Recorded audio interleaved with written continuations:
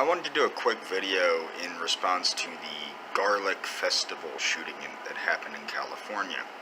And what I want to point out is the gentleman, and I use the term very loosely, keep in mind, I never condone these types of behavior.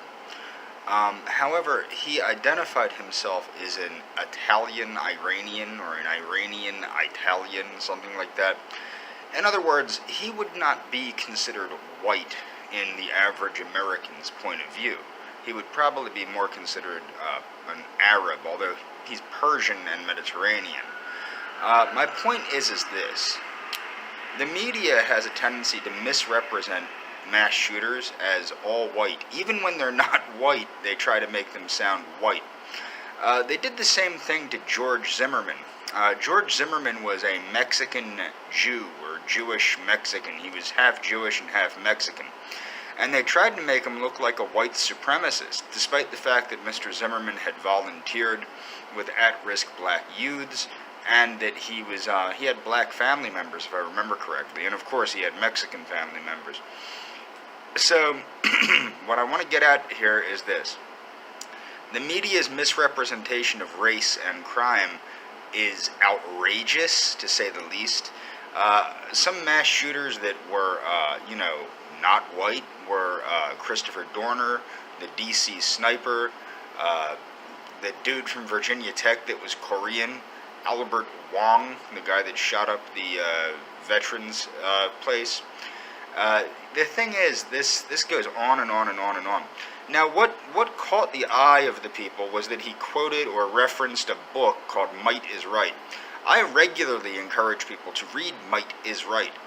Now, Might is Right is, despite the fact that Might is Right does state, very briefly in the book, Anglo-Saxon superiority. Okay, that's very brief that it states Anglo-Saxon superiority. Obviously, the concept of the book actually is might is right, okay? Now, obviously, only a handful of lunatics would take the book to mean go be a whack job and do whatever the hell that dude did, okay? Because that's not the concepts expressed in the book. The concepts expressed in the book are how to lift oneself up through might, not to destroy one's own life with many other people's lives, like that guy did. Okay, that's what he did. He destroyed his life, and he destroyed the lives of the people he murdered.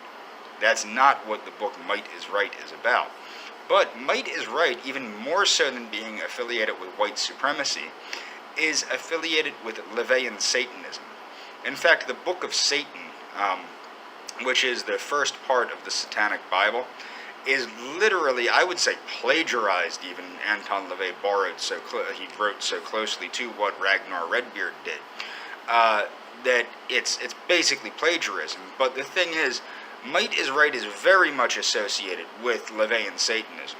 So I also see there soon being another satanic panic, as there was in the 80s and 90s, which was an absurdity also. But that's really all for this video. I'm going to leave plenty of links to the way the media misrepresents race and crime.